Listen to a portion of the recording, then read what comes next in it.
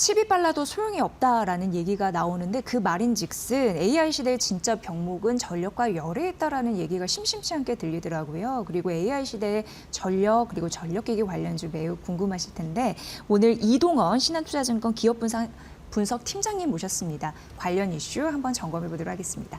어서 오세요. 안녕하세요. 네, 반갑습니다. 최근 또 팀장님을 찾는 그런 매체도 많을 것 같다라는 생각이 드는데 일단 전력 효율을 높이고 어떻게든지 연상 속도를 끌어올리는 게 굉장히 중요해졌습니다. 그런 부분에서 올해 산업 주목도가 꽤 크고 거의 탑이 아닐까 싶습니다. 어떻게 보세요? 예. 네, 맞습니다. 지금 데이터 센터로 봤을 때는 추론을 하는데 이게 이제 전력을 적게 소모하는 방향으로 칩 반도체 이제 개발들이 가고 있고요. 외 냉각 그리고 전력, 송배전 이런 부분들에 대한 병목 현상들이 있는데 특히 이제 전력 기기 관련된 내용들은 굉장히 병목 현상이 심한 게 몇 년간 지속이 되고 있습니다. 이 트렌드가 다른 부분들은 반도체 같은 경우에는 시간이 지나면서 일부 해소가 되어 나갈 수도 있을 테고요. 냉각 같은 경우에는 공냉에서 순냉에서 여러 가지 기술들의 확장이 되고 있는데 전력 부분에서는 이 전력 기계가 과거의 기술을 계속 이용해서 만들어야 되는 영역이기 때문에 공급이 쉽게 늘지 못한다는 이 제약이 있는 상황입니다. 네. 지금 전력기기 부분에서 가장 병목이 심한 게 뭘까 이렇게 찾아보니까 그 초고압, 고압 변압기다라고 얘기를 하더라고요. 근데 시청자분들 잘 모르시는 분들도 계실 것 같아서 그 원리를 좀 설명 좀 부탁드릴게요. 간단히 얘기를 해보면은 이제 발전소가 있는 거죠. 이 발전소는 원전이나 석탄화력 같은 발전소가 이제 우리나라에서는 기저발전이라고 24시간 상용화되는 발전이고요. 천연가스 같은 거를 사용하는 복합 발전도 있을 테고 태양광이나 풍력 같은 신재생 에너지 같은 거를 사용하는 전력도 있을 텐데 이 발전을 하게 되면은 이 전기를 보내야 되는 거죠. 그 전기를 보낼 때 통상은 이제 전기를 발전하는 쪽에서는 고압을 사용을 해서 전력 손실을 최소화합니다. 그리고 사용하는 쪽들에서는 상대적으로 이제 저압을 사용하게 되는데 여기에서 데이터 센터는 저압이랑 고압이 다 맞물려 있습니다. 실질 사용은 저압에 가깝긴 하지만 이게 너무 많아지다 보니까 고압까지 영향을 주고 있는데 전력기기 업체들에서는 이 저압을 만드는 업체랑 고압을 만드는 업체가 조금 구분이 돼 있습니다. 근데 저압 같은 경우에는 어느 정도는 대량 생산이 가능한데 고압 변압기 차단기 이런 부류들은 상대적으로 대량 생산이 어렵기 때문에 여기에 병목이 굉장히 심한 상황입니다. 네. 여전히 어떻게 보면 중장기적인 수요가 너무 강하다 보니까 이 공급이 이를 따라가지 못하는 현상 우리가 계속 좀 목격을 하고 있지 않나라는 생각이 듭니다. 그럼 전반적인 내용은 아실 수도 있고 지금 들으시면서 파악을 하셨을 테니까 종목 얘기 잠시 해보면 효성중공업에 대한 관심이 많으시더라고요. 일단 보면 올해 변압기나 차단기 수준이 좀 늘고 있는 것 같아요. 그런데 이제 문제는 주가가 4분기 실적 전망치 하회 이런 우려 때문에 좀 빠졌습니다. 어떻게 좀 살아날 수 있을지 궁금한데요. 네, 여전히 이제 좋게 보고 있고요.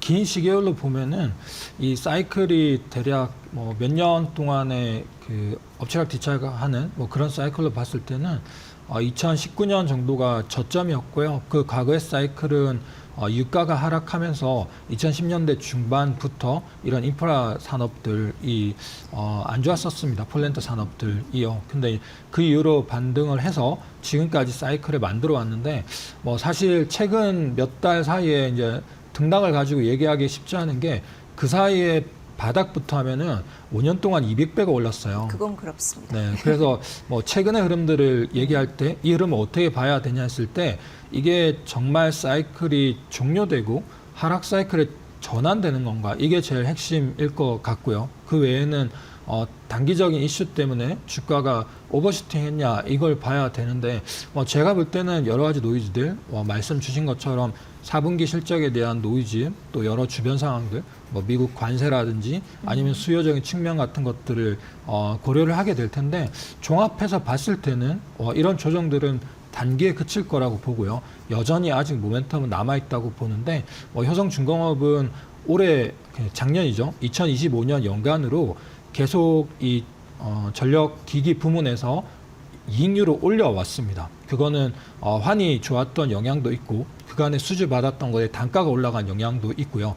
미국에 수출하는 매출이 통상은 마진이 좋은데 미국 비중이 조금 늘어난 영향도 있습니다. 이런 기조들은 올해 연간으로 내내 지속이 될 거기 때문에 이 펀더멘탈한 실적은 계속 좋아지는 모양일 것 같고요. 4분기에 대한 노이즈는 뭐 일부 건설 사업부에서 약간의 뭐 비용을 쌓을 수도 있는데 이게 전체 실적을 결정하는데 뭐 컨센서스를 약간 하향하는 정도지 구조적인 하락 전환은 아니다라고 보고 있습니다. 네.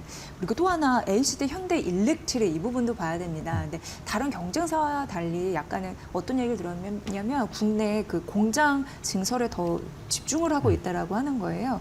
이게 맞는지 궁금하고 이러한 전략 삼아서 앞으로 그 밸류 평가 잘 받을 수 있을지 궁금합니다. 네. 예. 효성중공업이랑 현대일렉트릭이 서로 이제 경쟁하는 체제이고요. 증설은 사실 여기 두 개 업체가 초과 앞서 말씀드린 것처럼 큰 변압기나 전력기기, 차단기 같은 걸 만드는 업체들인데 이 업체들은 지금 생산만 원활하게 할 수 있으면 정말 많은 돈을 벌 수 있는 상황입니다. 통상 1년 매출이 한 3조, 4조 이렇게 된다고 했을 때 수주 잔고는 2년, 3년 이렇게 쌓여 있는 상황이고 매년 들어오는 수주도 매출보다 훨씬 많습니다. 그러니까 이 상황들로 가정을 해보면은 지금은 생산만 원활하면은 많은 이익이랑 돈을 벌 수 있는데 문제는 이게 생각보다 쉽지가 않은 거죠. 현대일렉트릭이 국내에 증설을 하고 있는 거 맞고요. 그리고 미국에 공장이 있는데 이 부분도 증설을 하고 있습니다. 효성중공업도 마찬가지인 상황이고요. 근데 이 증설들이 상대적으로 이 두 개 업체뿐만 아니라 전 세계에 경쟁하는 초과 업체들, 전력기에 만든 업체들이 대부분 다 어려움을 겪는 상황이기 때문에 이 호황이 쉽게 끝나지 않는 국면인 거죠. 그래서 현대일렉트릭도 효성중공업만큼 매력 있는 업체이고요. 현재 상황들은 이 공급 부족 현상들이 2026년에도 계속 지속될 거기 때문에 어떤 걸 더 선호하냐 했을 때 약간의 세부적인 차이가 있긴 하지만 둘 다 괜찮은 상황이다라고 말씀드리겠습니다. 네. 보니까 HD 현대일렉트릭 매출 가이던스는 시장 예상을 일정 부분 좀 하회는 네. 했습니다만 네. 그 요런 때에 그냥 사실 어떻게 보면은 좀 매수해서 좀 비중 확대를 하는 전략 세워도 된다라는 말씀이시죠? 네, 사실 그 실적 가이던스 말씀 주신 것처럼 기대치를 조금 하회를 했어요. 그 기대치라는 게 시장 컨센서스 대비해서 조금 낮은 거고요.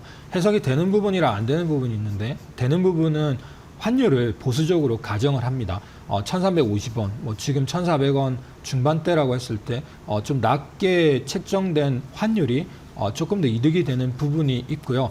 일부는 단기 납기하는 부분들이 예상치 못하게 들어올 수 있는 영역도 있는데 전체적으로 봤을 때는 컨센이 조금 높게 형성돼 있는 것도 있기는 합니다. 그래서 이 부분들이 주가 변동 요인이 될 수 있어요. 연간으로 가면서 컨센서스 매출을 조금 하회하거나 중간중간에 이제 변동을 하거나 이런 요인이 있을 수 있는데 옛날같이 엄청난 주가 상승을 기대하기 어렵다고 하면 이런 요인에 따른 변동성을 트레이딩하는 것도 방법이긴 합니다. 그래서 최근 며칠 사이에 보신 것처럼 컨센서스 실적 컨센서스가 나오고 가이던스인 거죠. 올해 전망치가 나오고 주가가 급락했고 다시 다 반등하는 모습을 보이는데 이런 트레이딩 전략을 써보는 것도 괜찮다고 생각을 합니다. 네. 그리고 지금 이제 드리는 질문이 오늘 시장에서 전력기기 관련해서 강력한 모멘텀이 되어준 것 같아서 굉장히 중요한 질문이 될 것 같은데 지금 어떻게 보면은 AI 데이터 센터가 확산이 되면서 전력 수요가 폭증하고 있잖아요. 그런데 메타가 20년 장기 계약을 맺었습니다. 그러면서 어떻게 보면은 새로운 에너지원이라고 해야 될까요? 원자력 중심으로 좀 재편되는 흐름들이 나타나는 것 같거든요. 그래서 오늘 장 초반에도 원자력 관련주가 좀 동반 급등하는 흐름들이 나타났는데 좀 잘 묻어갈 수 있나요? 어떻게 보세요? 네. 묻어갈 수 있고 네. 거기에 추가적인 모멘텀도 있는데 네. 일단 묻어갈 수 있다고 보는 거는 이 데이터 센터는 커지겠죠. 빅테크 업체의 밸류에이션이나 뭐 건강한 자본으로 투자되는지 돈을 벌 수 있는지 이런 거는 뭐 그쪽 영역의 질문이기 때문에 뭐 제가 드릴 부분은 아니겠지만 분명한 건 그 AI랑 데이터 센터 시장은 커지겠죠. 그리고 그렇게 커졌을 때 이건 전통적인 전력 수요들 제가 묻어가는 정도가 아니라 여기에도 기회가 있다고 말씀드리는 거는 이 전력기기 업체들은 전통적인 전력 수요에 기반을 하고 있는데 여기서 데이터 센터 쪽으로 가는 거는 뭐 지금 2%, 향후에 8%, 10% 이렇게 늘어날 수 있는 정도이고요. 나머지 90% 이상은 현재는 전통적인 전력에서 이제 소요가 되는 거죠. 그러니까 쉽게 말하면 모자란다는 겁니다.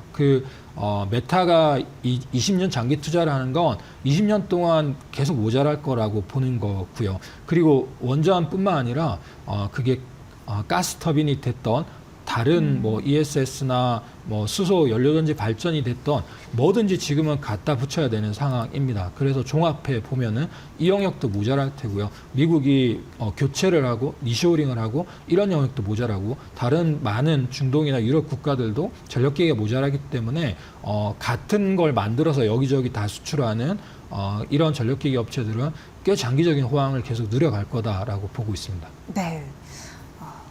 사실 이제 작년에 가파른 상승 이후에 어느 정도 조정을 받았다가 이제 올 한해 다시 여러 가지 모멘텀을 얻고 올라갈 수 있는 가능성이 있는지 많은 분들이 궁금하실 텐데 일단 국내 탑픽, 국내외적으로 좀 가려주셔도 되고요. 네. 어떤 종목을 바라보면 좋을까요? 네. 상반기 같은 경우에. 통상 이제 전력기기 3사를 얘기하고요. 네. 말씀드린 현대일렉트릭, HD 현대일렉트릭, 효성중공업 그리고 LS 일렉트릭도 말씀드리고 있는데 이 3사가 다 좋습니다. HD 현대일렉트릭과 효성중공업은 같은 결의 고압이고요. LS 일렉트릭은 그 초고압도 있긴 하지만 배전 변압기라든지 배전방 같은 데서 미국 쪽 성장이 되게 큽니다. 그리고 요 그룹의 전략도 이 LS 일렉트릭의 전략도 미국에 침투하는 분위기를 계속 높여가고 있기 때문에 이것까지 이제 고려할 필요가 있다 생각하고요. 딱히 탑픽이라고 얘기하기 어렵습니다. 다수에 있고요. 아주 장기적으로 보면은 LS 일렉트릭도 굉장히 매력적인 대안입니다. 그러니까 우위를 가리기 힘들 정도로 그 전력기기 3사가 네. 매력적이다라고 말씀을 해주신 것 같아요. 네, 맞습니다. 그런 부분에서 잘 참고를 해보시면 될 것 같습니다. 어쨌든 그동안 전력기기 주가가 상대적으로 좀 약한가 했던 분들 좀 안심하면서 올 한해 상반기를 보시지 않을까 이런 생각을 하게 됐습니다. 오늘 K 전력기기 관련주 전략 만나봤습니다. 이동원 신한투자증권 기업분석 팀장의 분석이었습니다. 고맙습니다. 감사합니다.